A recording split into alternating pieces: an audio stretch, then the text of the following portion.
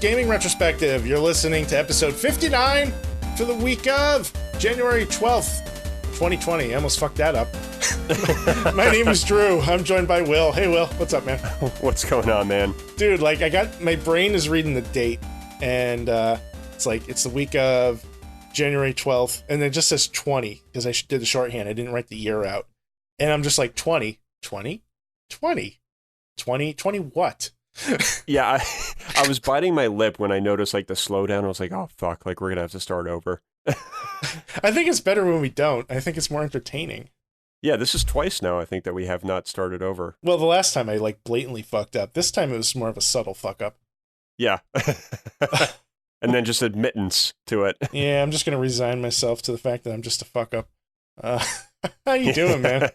I'm doing well, man. It's Saturday. The sun was out earlier. It's gone now, but yeah. it was short-lived. But man, like, what a weird weather day for us. Yeah, I guess it was like 60 degrees. I didn't leave the house, so I really couldn't tell you. But everybody's saying it's nice out.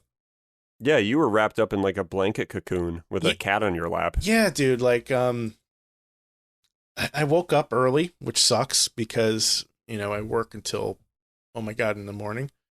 But I was off yesterday. I was off today, and I woke up early, and I made myself a cup of coffee, and I sat down in my recliner, and I fired up a little bit of Octopath Traveler. I had a blanket over my legs, and I swear to you, my cat Metro was laying between my legs almost the entire afternoon, or the entire morning. Like, I would move him to go to the bathroom, get up, get a cup of coffee, talk to Nikki, whatever. And then as soon as the chair was back up and reclined again, that cat was between my legs once more. Precious. It's precious, but it's fucking annoying. Yeah, they get heavy and like hot after a while too. Dude, he sleeps between my legs at night. Like when I'm trying to sleep, he'll if I'm on my side, he'll curl up next to me. And it's adorable until you get to roll over and you're slinging a cat across the bed in the process. It's just enough's enough, man. Like I love him, but I need my space. I need my personal space, bro. Yeah, I mean, you really do. I've had cats on my lap for years, and sometimes it's great, but after a while, you're like, fuck, man, like my legs are numb. I'm hot. I can't move. And then they don't want to get up, and then you feel bad. Yeah, and sometimes he'll yell at me, like if I move him, like he'll actually go, oh yeah, they get pissy. What the fuck are you doing? I'm sleeping, bro. Yep. Anyway, so man, it's been a week since we last talked. A lot's been going on. We had a game night, which is pretty cool. We'll talk about that a little bit. Everything good with you, man? What's going on with you? Yeah, everything's great, man. I am excited to announce that I beat a game last night. What? I know. We need to document this. Is it January 11th? Is it like Tetris? No. Is it no? I'll tell you. It was Strider. All right. Good for you, man.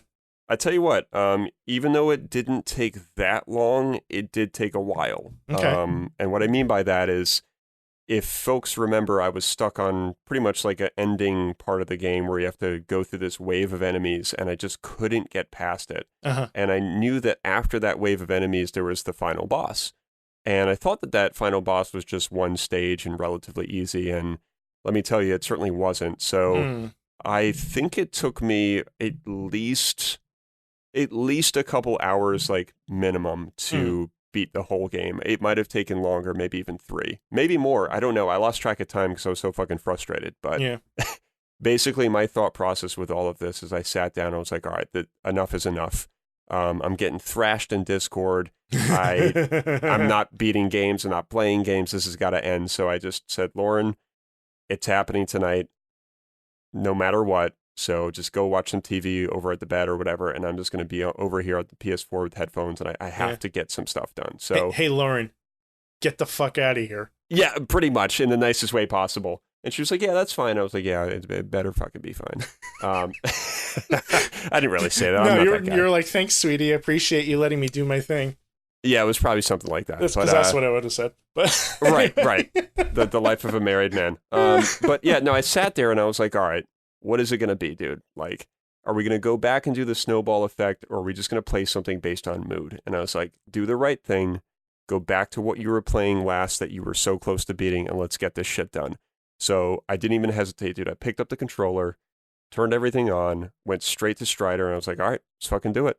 And I watched a couple videos on how to strategically get rid of a couple enemies where I kept getting stuck at. And it's a good thing that I did, because even with the tutorials, I was still struggling. And I was like, all right, dude, you've got to muscle through this. You've got to find a way to just like stop taking so much damage. Yeah. So I got past, thankfully. The controller was sweaty, like legit sweaty, and that hasn't happened in a long time.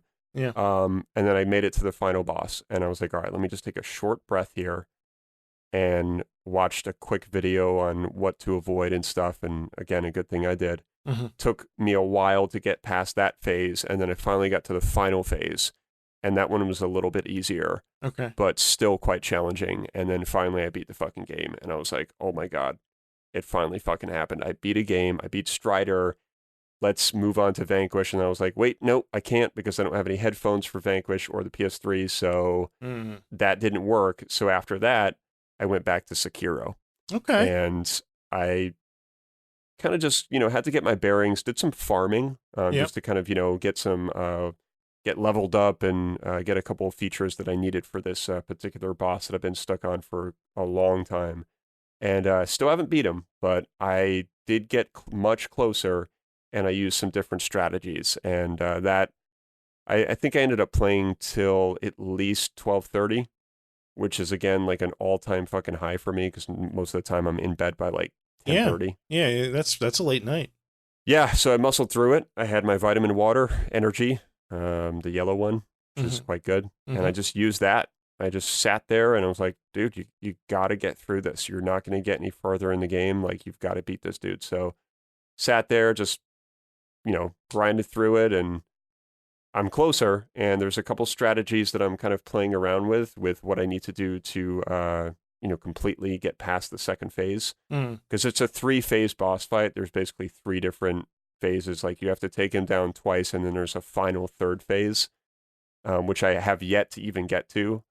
So I'm still basically trying to knock him down for the second time. If I can get past that, then I'll make it to the 3rd phase.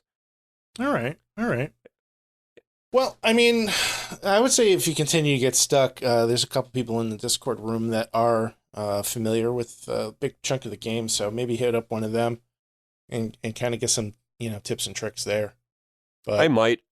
I mean, I know what I have to do. It's just I have to choose which strategy I'm going to use, because there's like 3 or 4 different people out there on YouTube that give you different, tips and tricks on how to actually get past them.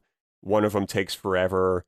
And then another one is more of like, okay, just be super aggressive and like block everything. And that's probably the harder one, because you really have to like go knee deep in with this guy. And it's fucking tough. And if I don't have him beat by the 20th, when you come visit, then you're going to see why it's so difficult. Yeah, you're going to hand me the controller and you're going to be like, all right, here's Sekiro. Yeah. and you're going to be like, dude, I don't want this game at all. Yeah. But I still appreciate the challenge. And it's one of those games, man, you just really have to get good. I hate to use that phrase because I'm not a huge fan of it, but no, that's an obnoxious phrase. It is pretty obnoxious, but I can understand that phrase in this game, because you really have to do things correctly. And I don't think that you can really just wing it. Right. Sometimes you can wing it and just kind of get lucky, but there's a strategy to what you're doing with most of the boss fights. And if you don't follow that strategy, or 1 out of 3, you're going to have a really hard time. Right. But when you pull it off correctly, everything just feels so rock solid. And I think that's what keeps me coming back. So circling back to Strider, mm-hmm. How do you feel? Overall, I was a little bit underwhelmed with how I felt after. I was excited to beat a game. Yeah. But when I, in retrospect, when I just kind of looked at my experience with Strider, I was like, oh, you know what? I don't really know what I would rate this game, and I think I had a hard time evaluating my experience with it as a whole. And I read some reviews after, just to kind of see like where other people's minds were with how they felt about the game, and it was kind of similar where people were like, you know, it looked really cool, it played well, great features, fun game, but it was just kind of like a generalized blanket of statements from people, and I kind of felt the same way. I don't think there's really anything groundbreaking about Strider. It's just a very fun, Yeah. you know, tribute to the original Strider games, and it looks and plays fantastic, but it does get repetitive at times. Some of the bosses are just infuriating.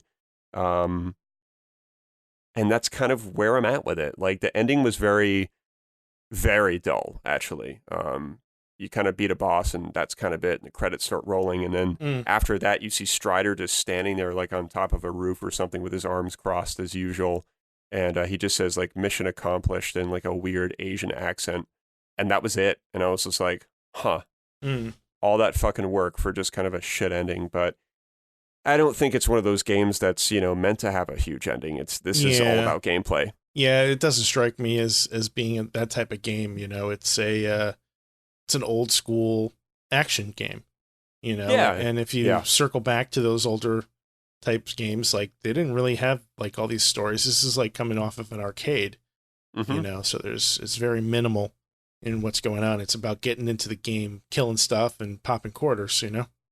Yeah. So I think final review would be, you know, great, fun, side-scrolling, you know, platformer. And if that's your thing, I think you're absolutely going to love it. But if you're just kind of a all-around gamer and you're not really specific on that kind of genre, then I wouldn't say avoid it, but I would just approach with caution, because I just don't know if you're really going to love it. Fair enough. Well, man, I'm really happy for you. I'm glad you've, like, you know, finally manned up and beat a game.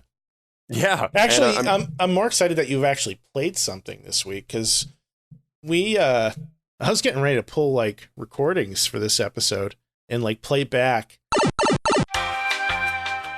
I think you and I are both on the same page when it comes to gaming in 2020, because we're both very, very focused on getting through, like, our backlog. Intensely, dude. I am so sick and tired. Like, I've really had quite a few visceral moments in the mirror where I'm like, listen, you stupid fuck. All right? I've had it. Okay? You have to have that moment in the mirror where you said you've had it. And until that happens, you're probably not going to move. I think what it is I need to create video games or make video games a little bit more of my sort of passion circle. Lately, I've been having my MIDI keyboard and some other instruments and just other activities kind of consume a lot of my time. And that's fine, but I just need to bundle the video games back in there, because it's not like I've given up. I'm not retiring. It's just I got lazy. And I got discouraged with, you know, a couple games because I had Strider that I pretty much was being very consistent with. And then I reached that point where I was having a really hard time with it, and I got discouraged, and I said, fuck this, I'm going to go back to Skyrim. Skyrim, you know, was a thing, still is a thing, and most likely, I think I'm going to transition back into that. It's either going to be that or Sekiro this weekend, full stop. By the next episode, I'm going to have gaming to fucking talk about. Mark my words, goddammit. I was waiting for you to be like, oh man, you know, I didn't have any time this week to play anything. And I knew that was coming. You know, I knew I was headed to the principal's office. This week is going to be the week. There's no more excuses. And I was going to edit in the fucking part in episode 57 where you're like, no more excuses. I'm going to play something tonight. And then I was going to edit in the part in episode 58 where you're like, no more excuses. I'm playing this weekend. Oh, you monster! I was gonna brutalize you. I was gonna brutalize you. I probably would have like been really like fussy about that, but then I would have appreciated it. Yeah. Because I need that. You know, it's like what I said last time. I need a thrashing right now because I just need to like, you know, stop procrastinating and just get to it. And, you know, I put myself in that rut, you know, all on my own by tackling too much at once and then putting myself in positions in games that are challenging. So, you know, that can happen. You get into those positions in games where you just get kind of stuck and then you're like, fuck, like I'm kind of stuck in a lot of games, so I don't know what to do. Right. So you avoid it or you move on to like a new game and you kind of take this easy road out. So yeah, and I'm guilty of that. And that actually kind of ties into one of our topics for later in the show. You know, I mean, we could kind of roll into that now if you want, or you can save it for the end. Yeah, let's roll into it. It feels right. Yeah, I mean, like, there's been so many games that I've started and stopped over the years, and then like you go back to it months later, and it just whether it's trying to get past a challenging part and you just forgot how to play the game, or like maybe the controller doesn't feel familiar, to you anymore, or you don't remember what you were doing after a long absence. It's like, how do you take a game that you've stepped away from for whatever reason and either get back into it and figure it out, or choose to abandon it?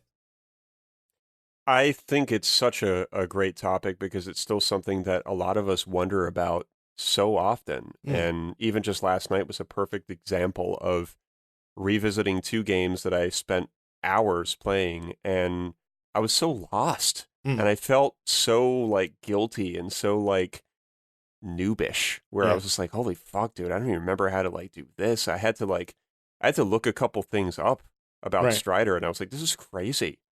And it's normal. Like you're gonna forget how to do certain things when you've put a game down for so long. But I there's the bad side to that is you shouldn't have done it for that long. You shouldn't have put it down for that long, because then Sure. you have to like take time to just get your bearings again. And by the time Yeah. you've got your bearings, you're just like, all right, now what was going on in the story? And depending on the game, it can be very um, discouraging, I think, in a Yeah. lot of ways. And then you get kind of like almost like depressed about it. You're like, fuck, man, why did I do this? And Totally. then you have to kind of muscle through it, and then things get good, but it's like a slow crawl. Like there aren't many games that you can put down and then pick back up like a month or two later and not go through that weird process. Yeah. I mean, it was definitely a challenge for me to kind of get myself in the mindset to like finally, for once and for all, beat Spider-Man. Mm-hmm. That was a really difficult thing to come to terms with, because I had started and stopped that game so many times, and thankfully that game was very easy to kind of pick up and kind of get back into. There was one time where I'd been, I think, at my longest absence from it, and I really struggled to kind of get the combat flow back down again, and Mm-hmm. I got frustrated and I turned it off. But then Yeah. I went back to it like fairly quickly after that, and um it was a little bit more natural at that point, and I kind of reviewed a couple of the tutorials, because the game has a pretty robust tutorial system that you can go back and rewatch. And after that, that kind of made all the difference for me. Mm-hmm.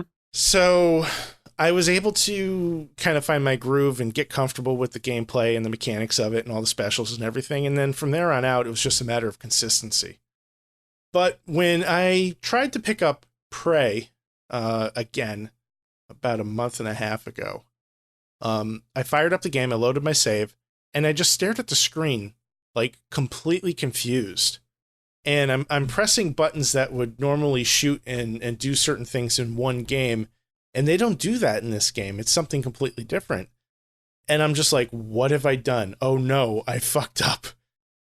like, Yeah. like immediately I'm like, I have no idea what's going on. I pull up the inventory screen, and I completely forgot about this inventory management mini game. I completely forgot that your character has a camera that he can use to like analyze the enemies so you can learn how to defeat them better. I completely forgot that there's like, you could do like physical power-ups in addition to like magical power-ups, for lack of a better term. And like, I'm just going through all these menus, and this game, what felt to me like when I was playing it months ago, was just very intuitive, because they drip feed all this shit to you at a regular pace throughout.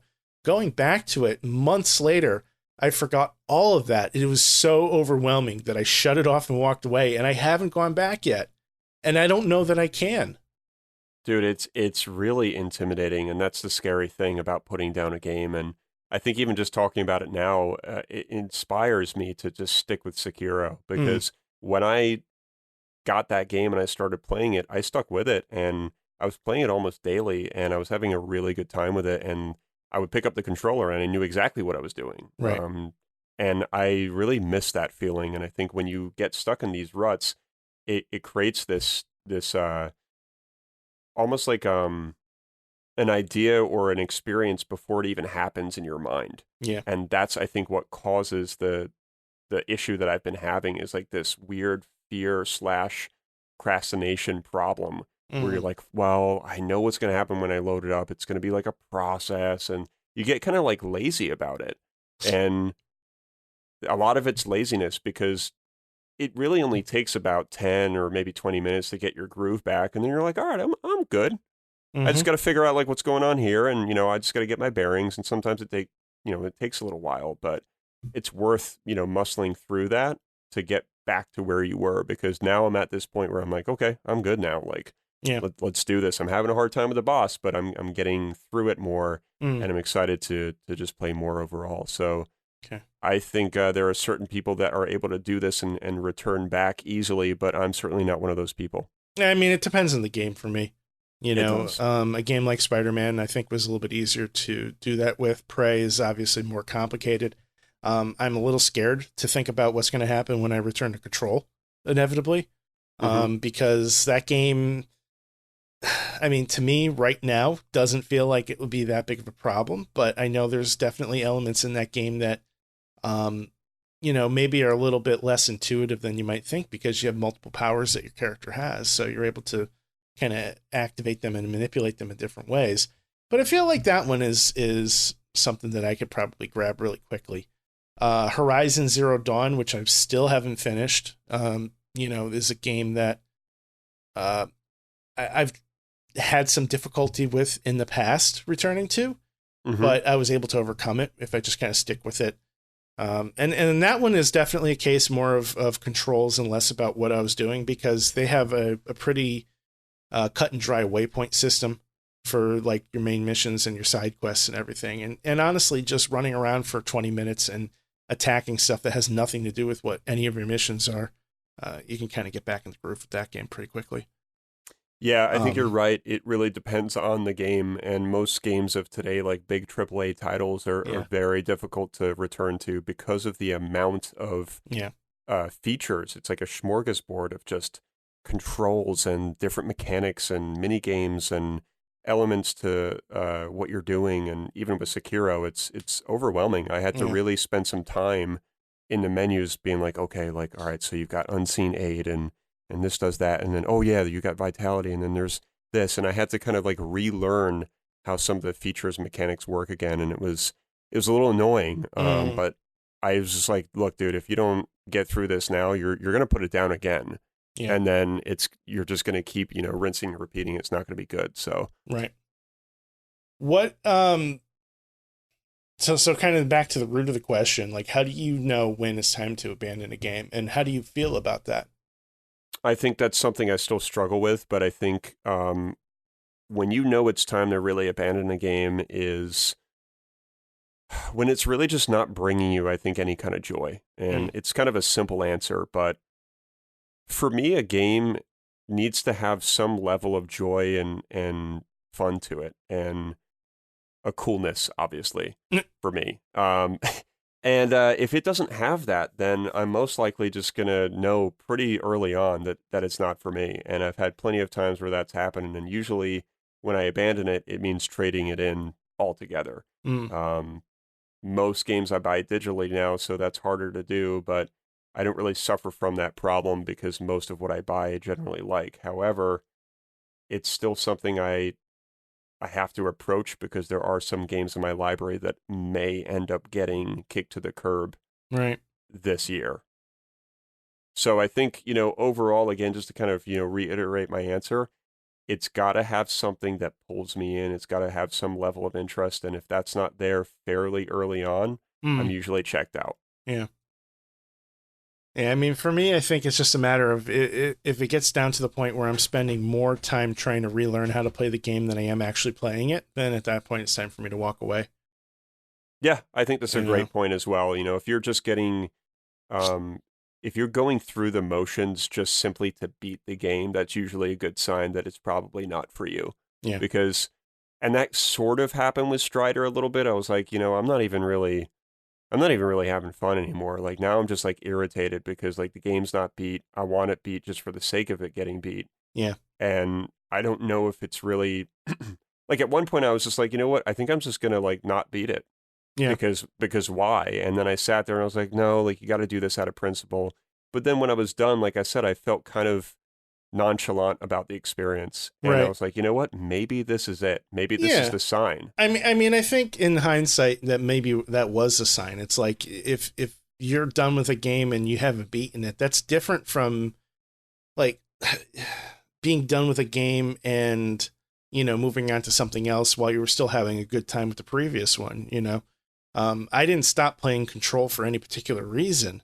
I was having a lot of fun with that game. I stopped playing Control because I started something else, and that has always been the root of my issue over the years. I'll stop playing a game because I start playing something else, not because I'm done with the previous game. Mm-hmm. So for me, a big thing is staying on track at this point, and that's one of the reasons why I started doing the 12 and 12 list, because I want to have a general focus of what I'm going to do. I want to have an outline of what to expect this year. I already know that I'm going to buy certain games, and I've integrated them into the 12 and 12 to avoid the issue of starting a game like Octopath Traveler and then running into a case where a brand new game comes out that I'm really excited about, and all of a sudden I drop Octopath to play that new game. I tried to give myself a certain amount of time where I would be able to, give myself enough time to beat that game so that I'm done with the previous one before the new one comes out, and kind of sandwich in and sprinkle smaller sized games in between to kind of fill in those gaps in case I run a little bit early or, I beat it ahead of time. Mm-hmm. Yeah. But, really good points. Like eventually I would like to circle back and play Control. I'm not definitively done with Prey. I think I'm pretty close to saying I am, but I would like to give it one more fair shake before I finally close the case on that one for good. But Control, I do intend on finishing. I was really enjoying that world. I was really enjoying the environment, the vibe, everything about that game is just fantastic. It's not perfect. It's got some glitches, but overwhelmingly it's fun. I enjoy it. So it's definitely something I want to get back into. But I'm gonna have to try and find a way to squeeze it in between the other stuff, because that list, like, I gotta stick to my list, man. Yeah, same, man. I think one more thing I want to add that's kind of vital here is, if you're starting and stopping a game a lot too, like if you're revisiting and then going through what we talked about a lot, where you're trying to find your bearings and you're, contemplating starting over. And, I've done that so much with certain games where I've like, Bayonetta 2 is actually a great example, but I shouldn't say that because I love that series. Let's take, I think it's Assassin's Creed. I think it's Origins, the one that's in Egypt. I couldn't tell you. I think it's that one. But those kinds of games, I feel like I've started and stopped a lot. Because there's just something about them that it just doesn't keep me going. Yeah. And I love the premise, and there's so much I love about it. But sometimes I feel like there are times where I buy games because of the hype, and I'm like, oh, I'll be bound to like this. Everybody else is playing it. And then sometimes you just have to have that reality check, and when you're not completing it the way other people are and you're not staying with it, maybe that really is just a sign that we often overlook. And we use this excuse as it's procrastination. Right. And some of it probably is. However, I think a larger portion might just be like, maybe this is just not fucking for me, dude. Yeah. So I think, lately as I've gotten older, I look for more simplicity in games and structure that vibes well with me. Yeah. And if it doesn't have that early on, then usually I start kind of checking out. Yeah. It's a good point. I think that's well explained. Yeah, it's like I said, it's a very interesting topic because I think a lot of people struggle with that kind of scenario. Yeah.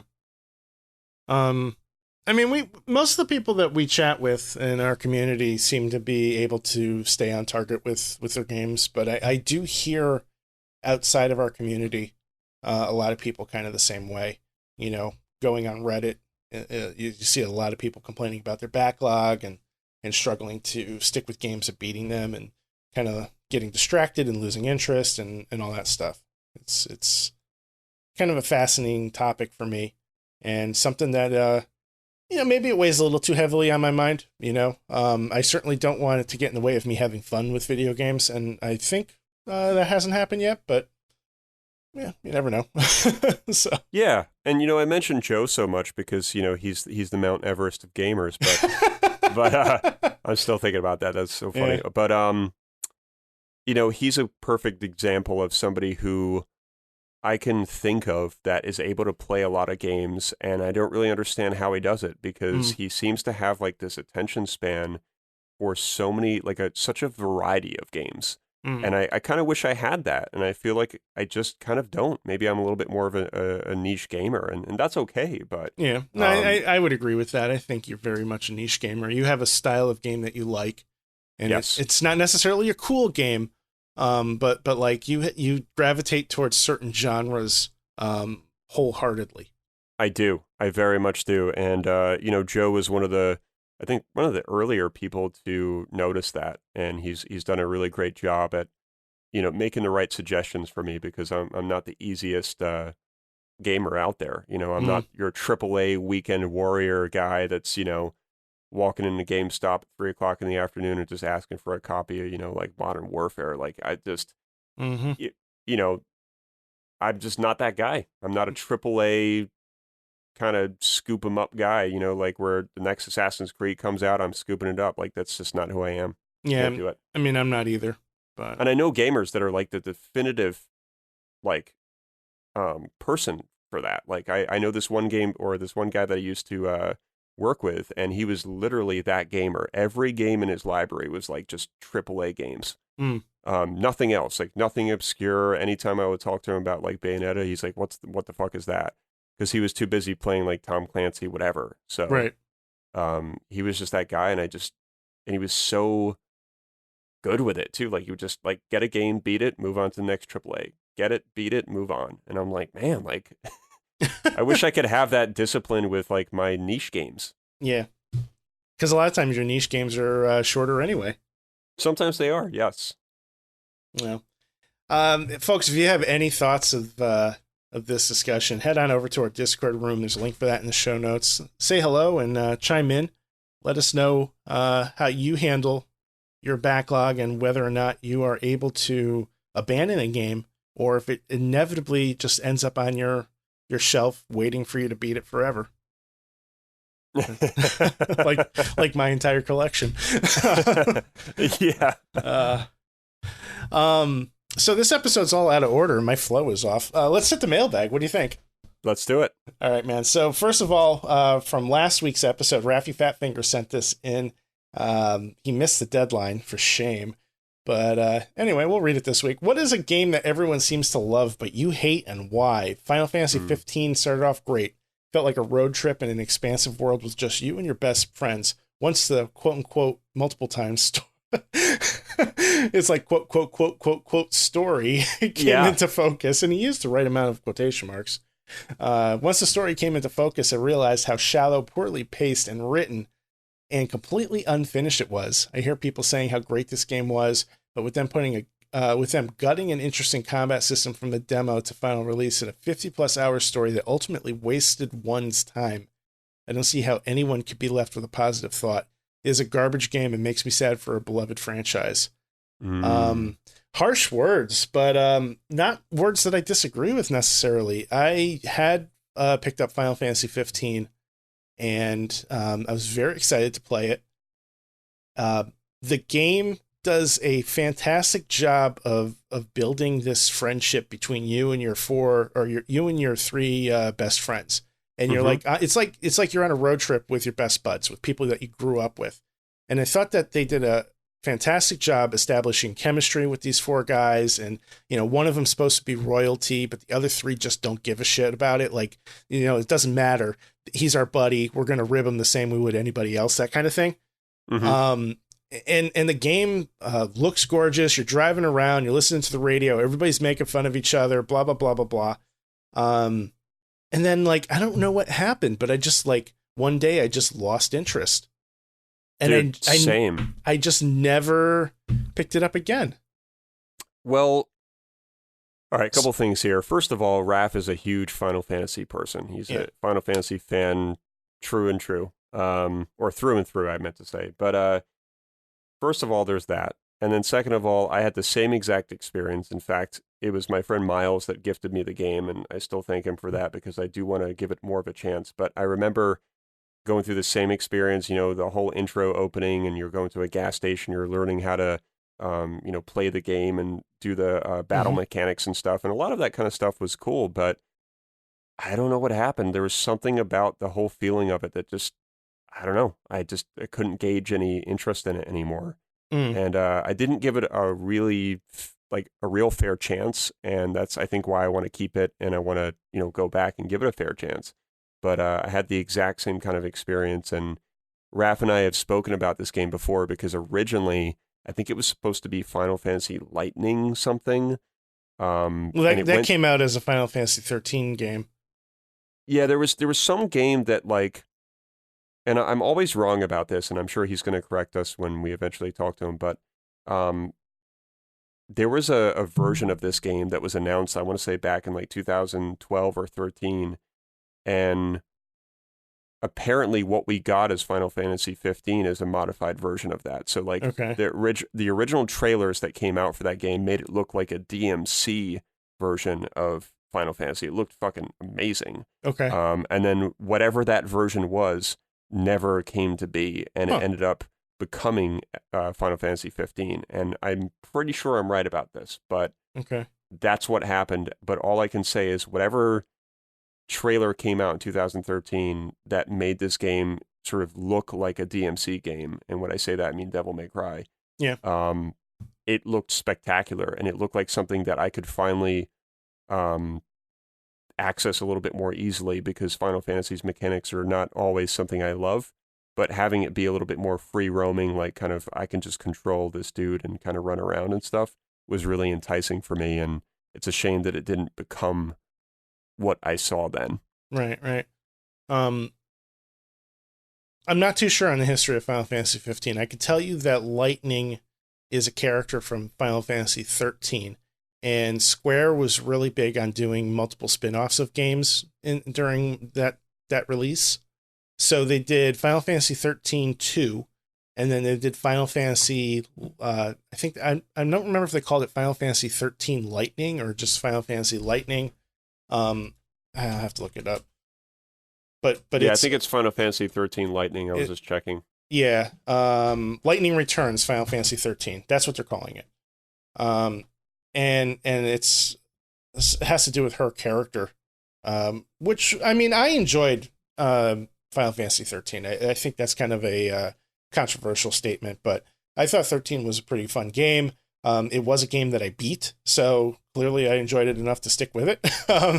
Unfortunately, I never gave Final Fantasy 13-2 all that much attention, and although I have a copy of Lightning Returns, I've never played it.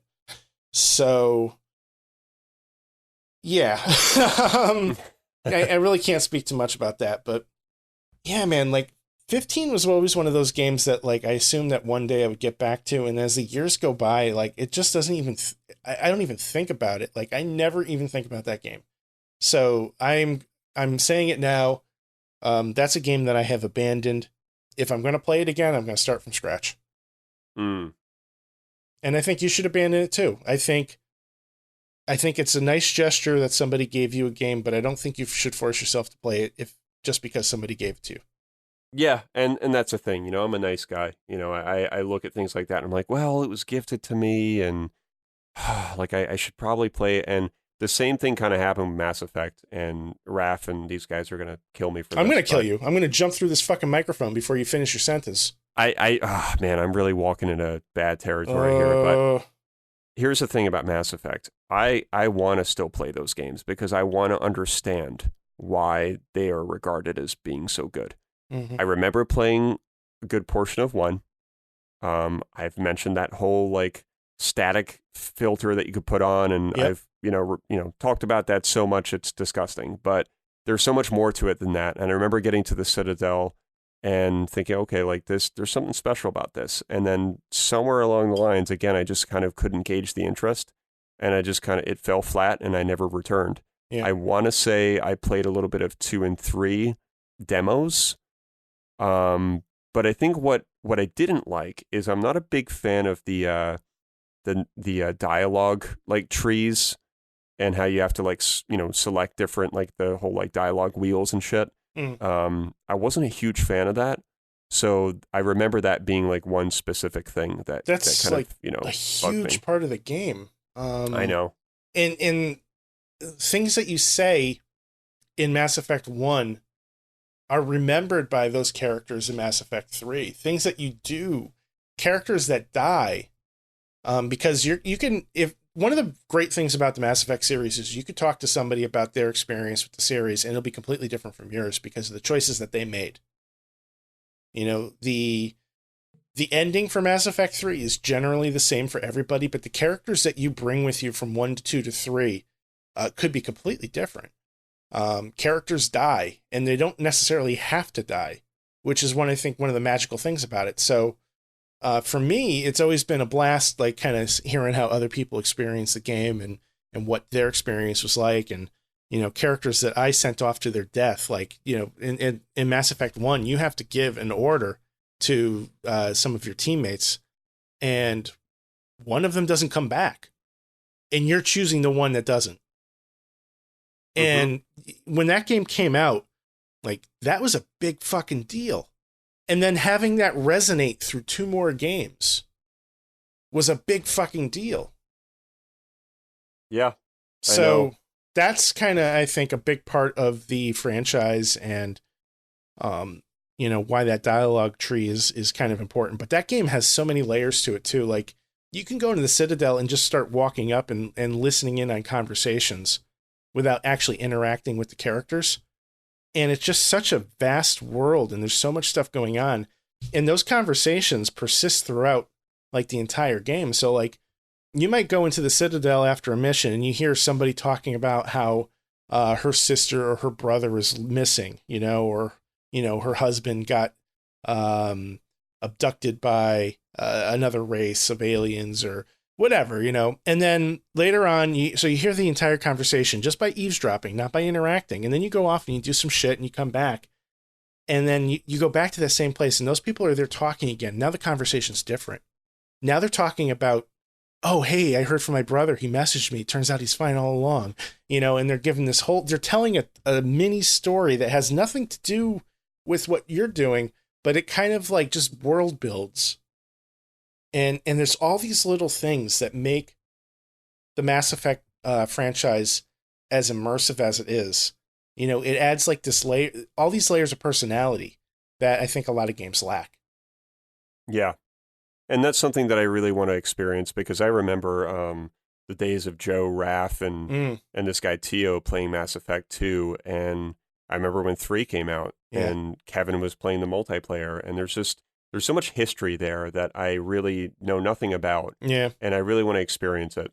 So you and I weren't like really close back then, but Kevin and I used to play that multiplayer like nonstop. And the two of us we'd hop online and play for hours. And actually there's been a little bit of a resurgence in our Discord room talking about getting some of those games going again.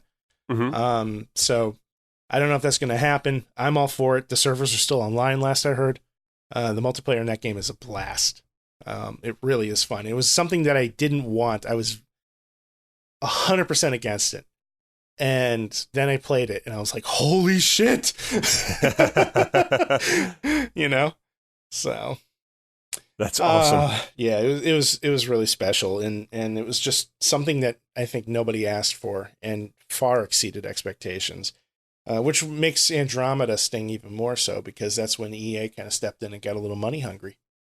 Dude, I don't know if I remember that, and I don't know if I mentioned this, but I remember this dude, John, that all of us used to play with. He was from Boston, and one of the funniest guys I think we've ever encountered in the gaming realm. He got kind of weird, and, long story short, we kind of all just stopped talking to him. But anyway, back in his prime, man, he used to say the funniest fucking things, because he had this really thick, like, departed, like, Boston accent. Yeah. And I remember, like, when he was playing Mass Effect 3, like, that's back in the day when we were in Xbox 360 parties, just kind of silently playing like single player campaigns.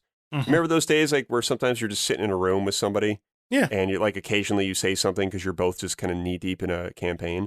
Yep. And I remember I was in a room with him, and I think there was somebody else in there, and it was silence for a while, and then you just hear him go, "Kid, there are fucking sounds in this game you've never heard before in your fucking life, guy." And I was just like, all of us just start fucking laughing. And I was like, dude, what are you talking about? He's like, dude, don't even fucking worry about it. I'll break your fucking arm, guy. Play the fucking game and you'll understand what I'm saying. He was one of the funniest guys ever, man. And even just that statement alone still has me curious about Mass Effect 3. Yeah. I believe him, because like those games, BioWare has such a powerful hold on sound effects in their games. Oh yeah, the music in those games are some of my favorite game music. I think it was Jack Wall, and there's another guy who was doing it too. I know Jack Wall was one of them. Mass Effect soundtrack. Let's see here. I want to know who did the sound effects though, dude. Oh, well, the sound effects are great too. But, they're amazing. Everything about the audio is what I'm getting at, is what stands out to me. Everything. I remember when this guy would get excited about a game, he'd be like, dude, listen up, guy. Somebody's getting hurt today, kid. And I'm like, somebody's getting hurt? Why? And he's like, because fucking this is coming out and I'm excited for it. So somebody's getting fucking hurt. And I'm like, all right. What are you going to break somebody's fucking arm? He's like, don't you fucking worry about it, dude. I'll twist your fucking arm. I'm fucking pumped for this game, dude. You should be too. I'm sorry. I just found a Reddit thread from 2014 that has notification sounds for Mass Effect 1. Ooh. I will link that to you now.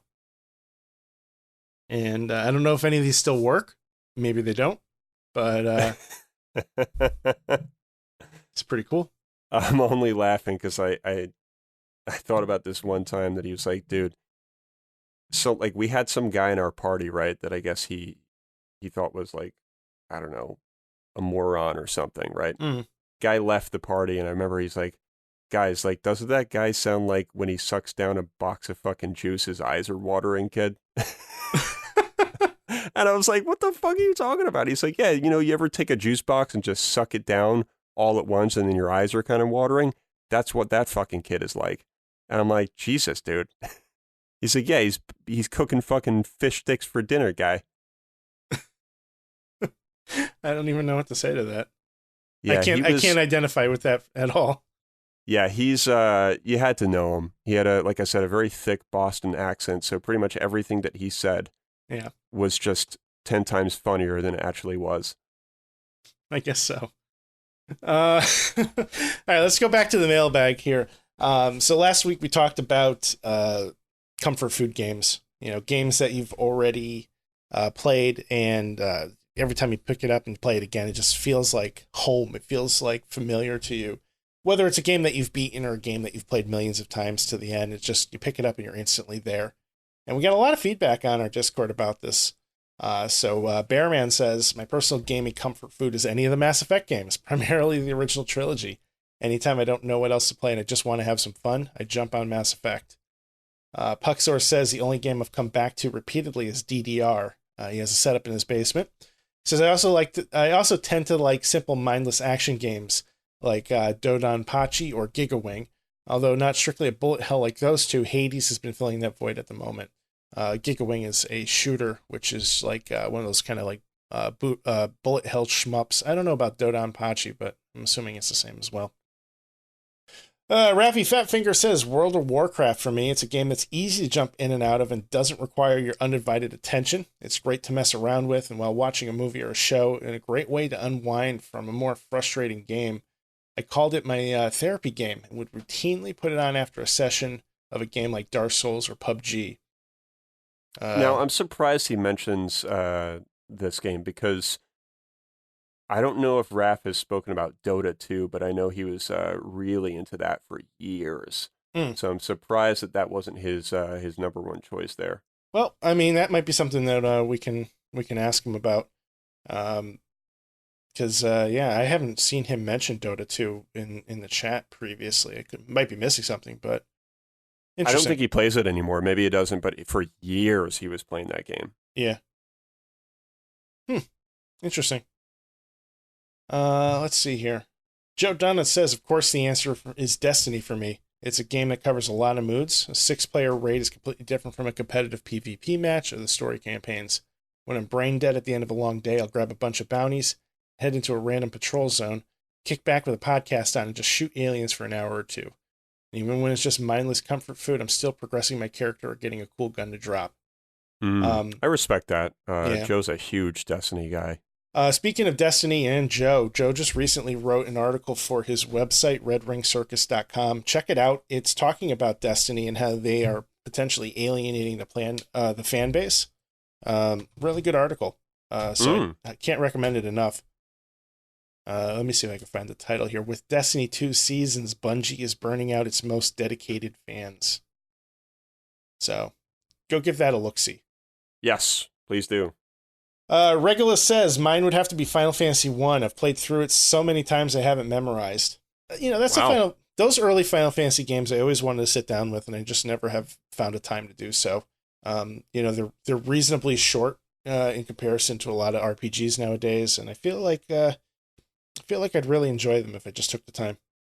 Yeah, I remember Tom mentioning, perhaps on the episode that we had him on, FF3, I think is one of his favorites. And I just have not, just like you, I have not gone back that far in that series. I was like most people where they kind of started with like 6 and 7 and 8, you know, like, because that's kind of, the age that we were at, like when you just started playing games like that. Yeah, I mean, my first exposure to Final Fantasy was Final Fantasy 7, and then I circled back to FF6 when it came out for the PlayStation in the reissue.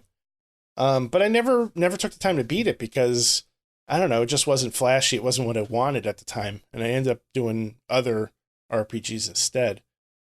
But like looking here on how long to beat, Final Fantasy 1 is about 20 hours, roughly. Final Fantasy 3, you're looking at about 30 hours. Final Fantasy 6 is about 35 to 40 hours. So, I mean, they're manageable, reasonably so, I guess.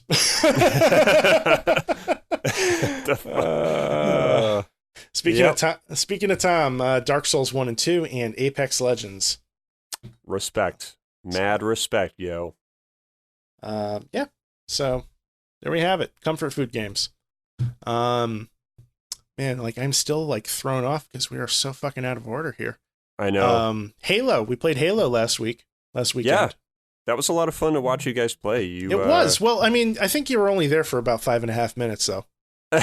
Well, my philosophy that night was I'm going to keep the laptop on my lap, and then I'm going to close it every time Lauren yells at me that I'm not paying attention to Brad Pitt's hairstyle. So she yelled a lot, then, is what you're saying. Well, she didn't yell a lot. She's just like, you're not even watching. And I'm like, I'm trying to watch the stream as well. Like, I'm doing both. And it was just getting distracting that I ended up just kind of going back and forth. So I'd like put it down on the coffee table and then I'd be like, all right, like commercial, open it back up, see what the guys are doing.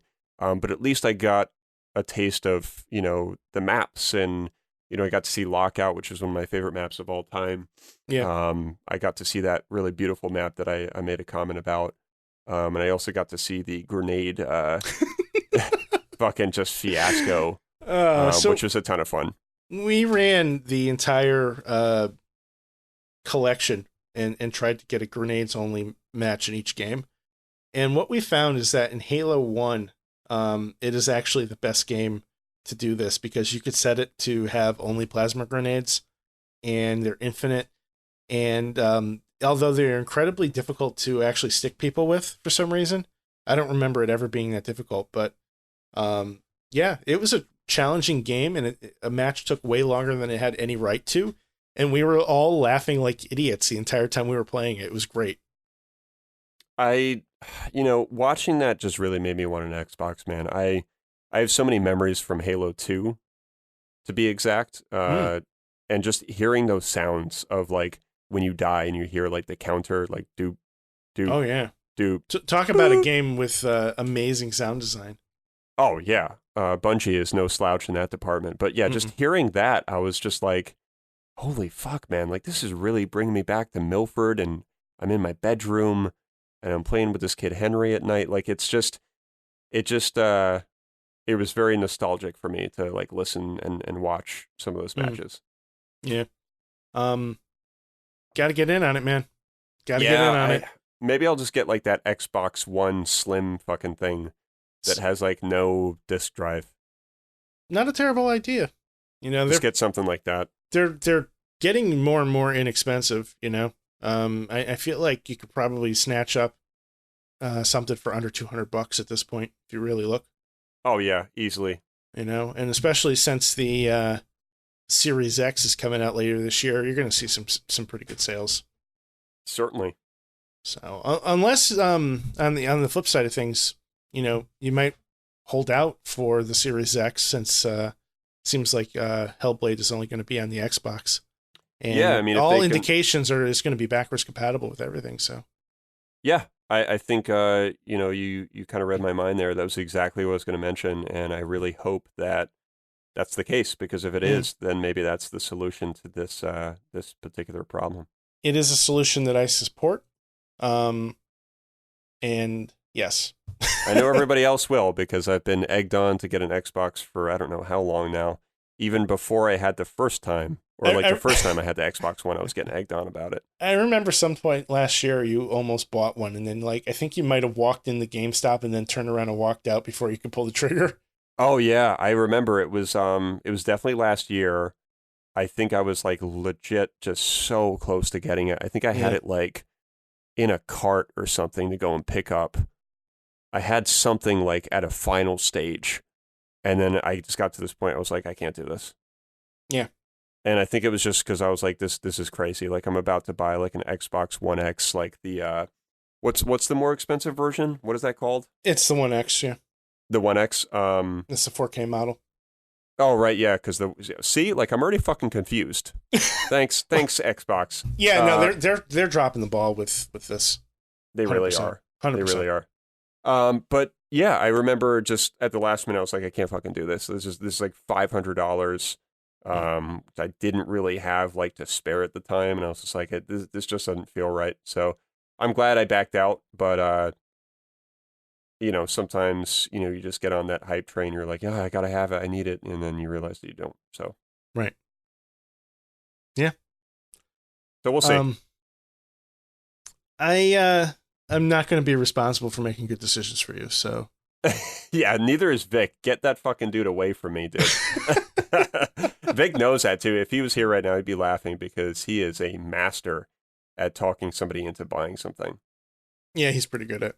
He's very good because he the thing is like he doesn't do anything crazy. He just kind of is very convincing, and he'll give you all these like reasons, and he'll rationalize, and he'll just be like, well, I mean, like, dude, it's only $100 more, like, to get this size. Like, and then he'll just kind of say it over and over again. Yep. So it's not like he even changes his selling style. He just, like, persists and persists and persists and just keeps bringing up all these good points. And you're like, all right, fucking fine, dude. Just get the fuck away from me. Let me just pay in misery, and let's get the fuck out of here. I will say that if you do decide to spring for an Xbox, it is probably worth getting the X because there are games that do not run as well on the original versions of the system. So if you decide to get the Xbox the Xbox One S all digital edition, you may have some issues with certain games running. Like Control is a good example. There's also been people reporting like Bloodstained Ritual of the Night is not running properly, and shit like that. That sucks. Yeah. So just something to consider. You know, I'm not trying to sway you in either direction, but I think it's important to be educated. Yeah. So, what else do we have? Let's see here. Polygon announced that there's a report of a new Switch model that could be coming out later this year, much to my dismay. Although I am enjoying my Switch profusely, but I mean I was holding out for a Pro, and it never happened. So now it's maybe happening. Yeah. Here's the thing about this article, and I didn't even read it yet.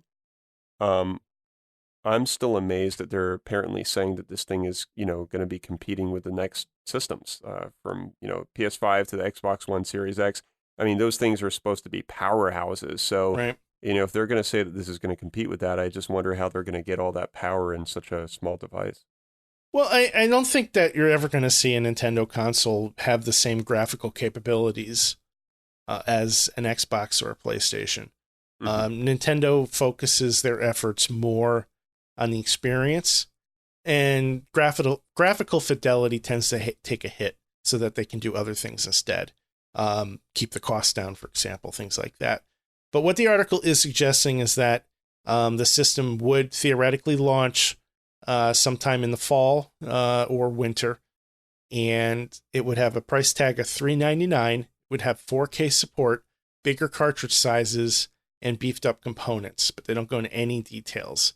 It is intended to kind of hit the market around the same time and be like a counterpunch as a PS5 and then the Series X, but it's not going to be like, there's no report that it's going to be as powerful as, like, I don't think that's going to be possible.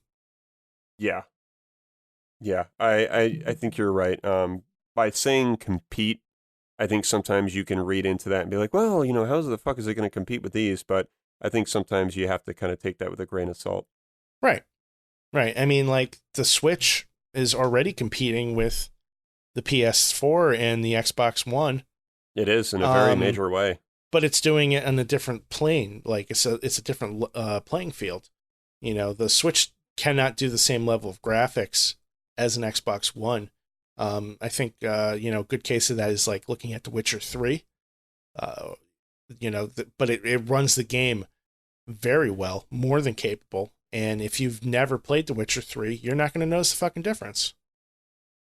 Yeah, and I gotta say, man, I gotta hand it to Nintendo. I think they really did a bang-up job with the Switch. Without going into a big conversation about the Switch, I just want to mention that it is impressive to see how well it's doing. Yeah. I'm loving mine. I'm having a blast with it. I have zero regrets that I got it. I think I've since I've bought the Switch, I think I've played it more than any other system. Wow. Hey, we live in such a mobile world of just, phones and devices and on-the-go features about our lives that I think the Switch is, that's why it's doing so well, because it's a little bit more adaptable. We're used to sitting on the couch and multitasking, and the Switch allows you to do that very much in a very big way. So, I mean, Nintendo came out with the Switch Lite earlier in 2019, towards the end of 2019, rather. And that took away the ability for the system to be docked and, thus displaying on your TV. Mm-hmm.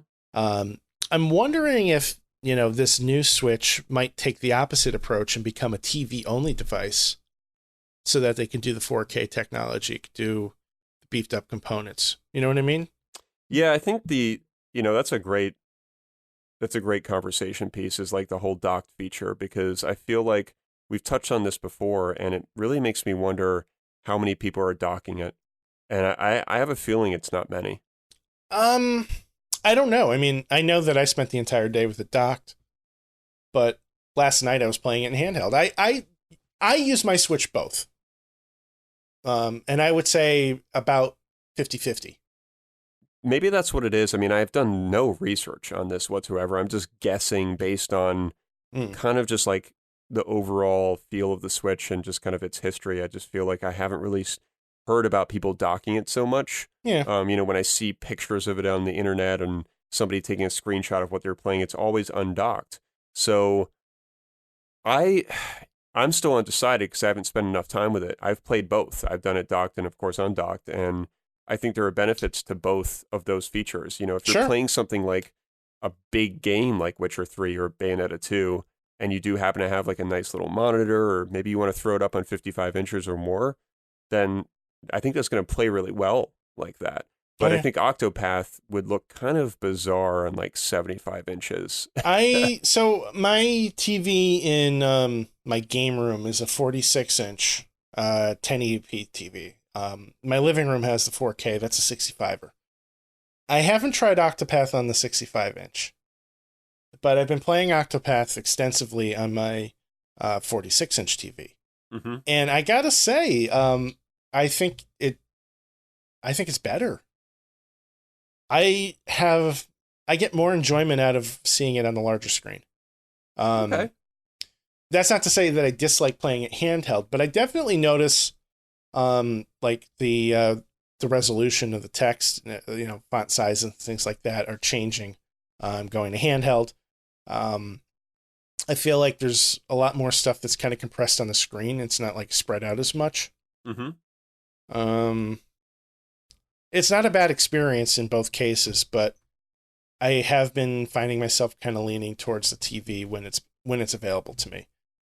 But sometimes I don't feel like sitting in my game room. Sometimes I'd rather sit in the living room, or I'll bring it with me to work. So in those cases, then I'm undocked, then I'm playing handheld. And the experience is just fine. Like, I still enjoy the game thoroughly. Yeah, I mean, I think you're right. It depends on the title. It depends on your mood, your situation at home, like how you're sitting and where you are. Mm-hmm. And then, the Wii U was such a good example of like how it was bad. Like when that thing was undocked and handheld, it was kind of a fairly shitty experience because the screen really was just not great. Mm. So when I was playing Breath of the Wild, I was playing it mostly undocked, ironically, because it was more convenient. I was playing at night. Mm. But when I would dock that thing and play on the big screen, it was just, night and day. Yeah. Absolute night and day. Yeah. I don't know, man. My brain just trailed off. Well, the other aspect, that happens to me a lot too, but the other aspect is the controller part. Yeah. Are you a controller person? Do you want to play with a pro controller? Because I will say that with Bayonetta 2, that's a must. Like when I got that game, that was one of the first accessories I bought was that pro controller. I was like, there's no fucking way I can play this because it's so high action and so many button mashing and quick time events and stuff that you need something in your hands like that. I haven't really tried a pro controller yet. I did not buy one. I'd like to.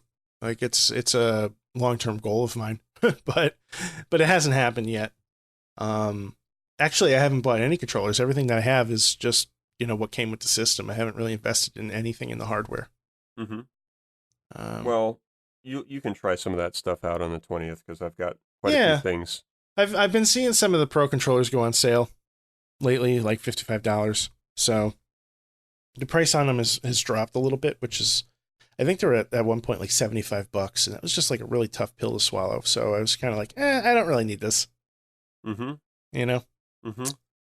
But yeah, I'll have to give it a shot. I'd like to try it out.